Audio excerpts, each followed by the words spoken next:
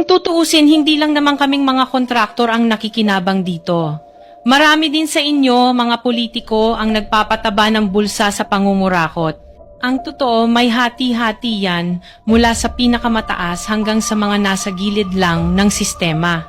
Huwag nyo kaming gawing panakipbutas kasi kung babalikan ang lahat ng transaksyon, makikita ninyong mas malaki pa ang napupunta sa inyo kaysa sa amin. Lahat tayo alam ang laro, pero pag nahuhuli, kami lang ang tinuturo at pinarurusahan.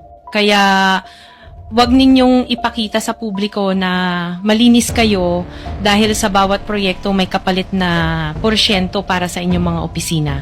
Ang sistema mismo ang nagtutulak sa amin na sumunod kung hindi kami papayag, wala kaming makukuhang proyekto. Pero sa likod niyan, kayo rin ang pinakaunang nagdidikta kung magkano ang dapat itabi para sa inyo. Kaya kung talagang seryoso kayong mag-imbestiga, wag lang kaming kontraktor ang sisihin. Tingnan ninyo rin ang mga pangalan na nakaupo ngayon sa mga komite, sa mga ahensya, at lalo na sa mismong mga nagpapalakad ng gobyerno. Dahil sa totoo lang, pare-pareho tayong nasa iisang lamesa, iba-iba lang ang laki ng parte na nakukuha. Kawawa po talaga ang mga mamamayang Pilipino kasi ninanakaw lang natin ang kaban ng bayan. Pera ng taumbayan pero tayo ang nakikinabang.